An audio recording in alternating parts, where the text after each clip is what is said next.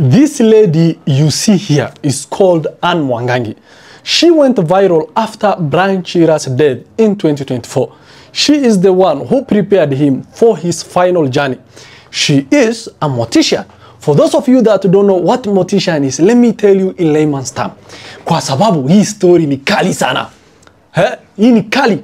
A mortician, also known as a funeral director or undertaker, is a professional who manages the practical and ceremonial aspect of funeral arrangements. This includes embalming, cremation, or burial, and organizing funeral services. Morticians also handle the logistical and emotional support for the grieving families. Now, Anne Mwangangi, the mortician, is training for the last 24 hours. And this is how it all started. A Kenyan man, let me say a Gen Z, sent her 1,000 shillings as a deposit ahead of Gen Z's protest, which was scheduled a long time ago to happen tomorrow on 25th July. Why, if we may ask? Here is the answer. She called him after he sent the money to her M-Pesa and asked why he sent the money to her and if he was buying one of the many products she was selling online, including a face product. But to her surprise, he said, Skiza, to her surprise, he said, that is a deposit for his morgue in case he dies in the protest tomorrow. He even added that he is going to send the rest tomorrow before the protest. For those of you that don't know what a morgue is, let me explain to you again. A morgue or a mortuary is a place used for the storage of human corpses, awaiting identification, removal for autopsy, respectful burial, cremation, or other methods of disposal. Again, for those of you that don't know how much your loved ones have to pay every day your body stays in the morgue, let me tell you in Nairobi, the cost to preserve a body at a morgue like City Mortuary can vary, but a common rate is Kenyan shilling 500 a day for the first 10 days. Then it increases to Kenyan shilling 700 per day after that. As you all know, in modern times, corpses have customarily been refrigerated to delay decomposition. So that the right people can prepare the deceased funeral without worrying about the body decomposing. But here is the problem. Why would a person who is alive send money to a mortician whom he saw online and book ahead? Some people are saying that they are ready to die for the cause, while others have been or have even started sending more money to her to book more spaces. Gen Zs are never serious people. Let's watch her video together. Nalipa mdogo between leo na kesho. Namuuliza unalipia nini? I got ni products za uso, Kasil juu inakuanga thao. Ati analipa morgue. Like, how far do you take these jokes? Now that you have seen how shocked she is, let's also see another video that explains well the situation we are in as Kenyans now. Kenyans have shown their readiness to die. They have shared their preference to have Anne Mwangangi as their mortician if they die tomorrow during protest. The mortician went viral after Brian Chira's death in 2024. She is the one who prepared him for his final journey. Kenyans have flocked to her TikTok account, requesting to make deposits ahead of the protest. She captioned one of her videos, "TikTokers, will you be at work on June 25th?" as she wore a lab coat inside the morgue. She asked Kenyans to be safe, as she did not want any clients after the protest. Some have shared their preferences on how they want their bodies to be handled.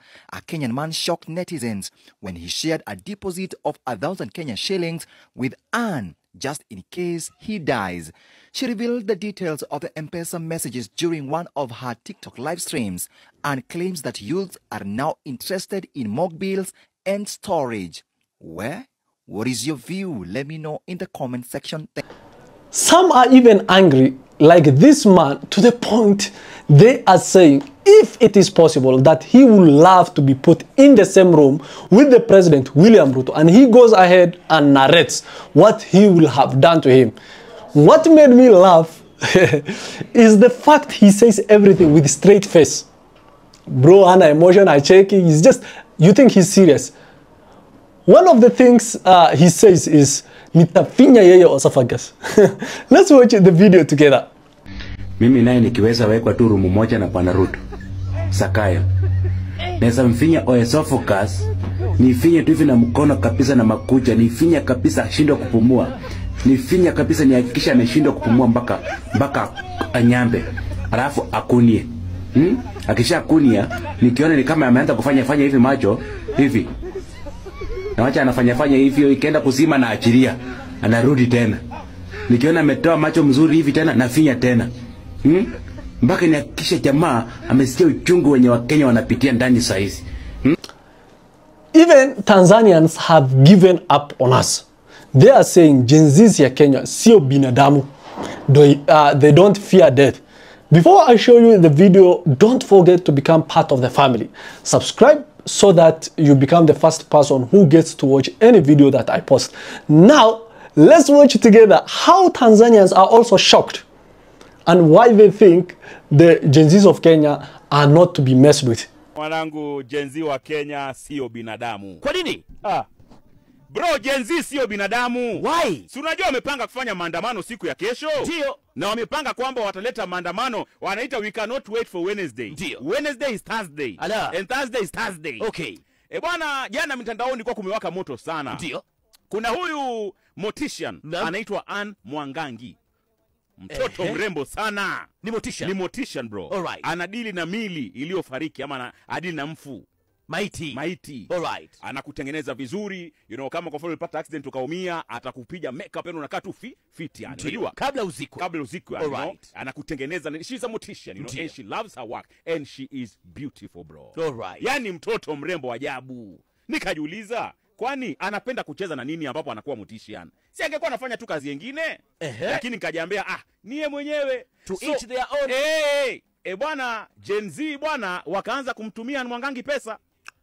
Tao 2, chao 3, 500, 200. Why? Sasa Mwangangi kuuliza, kwani mnataka labda makeup nini? Akamwambia najilipia hela yangu ya mochari tayari.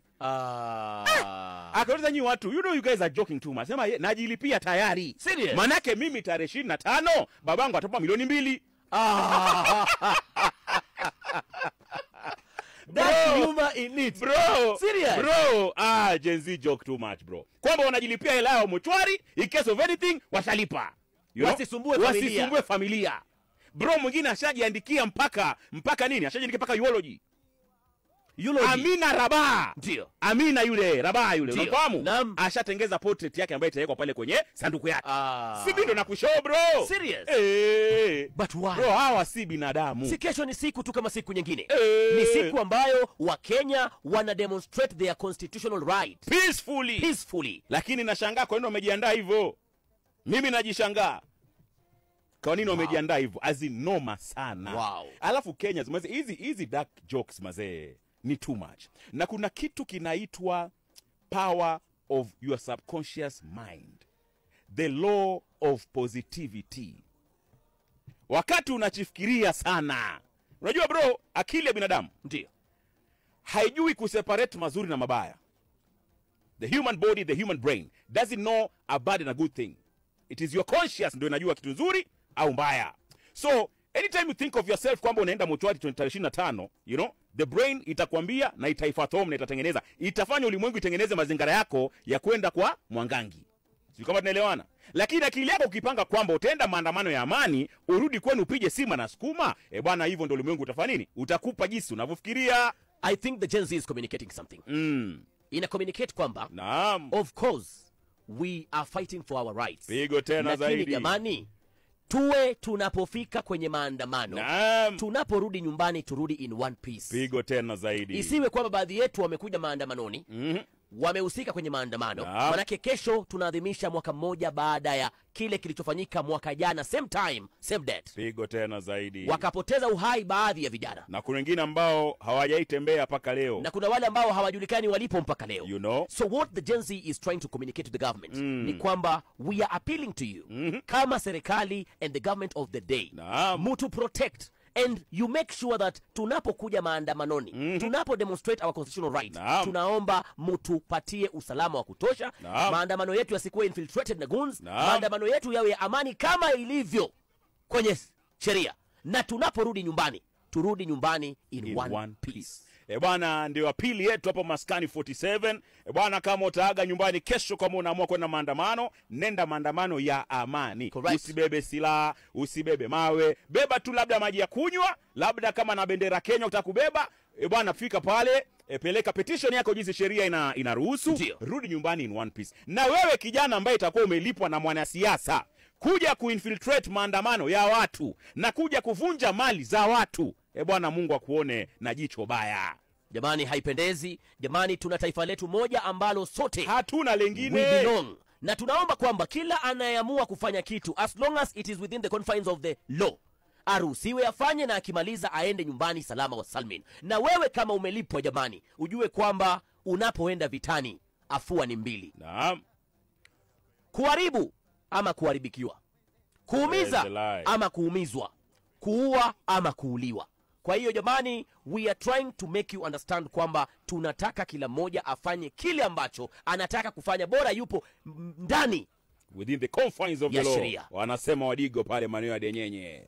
Lakini sasa mwanangu, unapata mtu anasema kwamba oe Mwangangi, nimekutumia 1000 hiyo nalipia yangu ya mochwari, bora usinipanguze makalio. Sasa mimi najiuliza, wallahi tena ndio vijana nasema bora usinipanguze makalio. Sasa mimi najiuliza, wewe utakuwa mwenyewe umededi, unajuaje? Na akatoa pia ile mita ambayo ulikuwa ukisema hapa, ati mtu wakati uko mochari, wakati anataka kufungua nini inatoaje ile fridge, lazima gonge. Sema bana, myth hiyo. Niliwaambia true story. Myth yasema hakuna. There's no relationship between the guy in the fridge and you. Nasemaje? Haya, wewe nenda mochari. Amepractice 7 years. Nenda mochari. Kama mortician. Fungua friji ama freezer bila kupiga hodi. Utaona nini? Nasemaje?